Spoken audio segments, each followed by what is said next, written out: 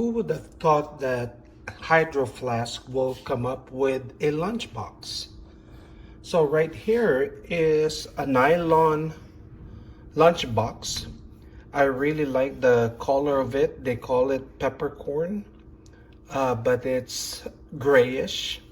So it has a very nice handle, and the handle is made out of plastic. It is durable, so as you can see, I'm pressing it and it seems like nothing is happening. So it kind of helps protect your glassware if you are using this Hydro Flask lunchbox. I already opened this so we can look at the inside of it. So it has like a mesh nylon pocket right here where you can put a lot of things, and the compartment is quite large.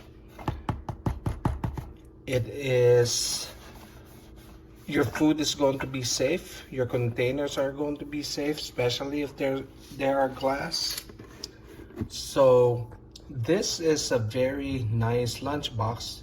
The only thing is it's kind of pricey, and I think that you are paying for the Hydro Flask brand.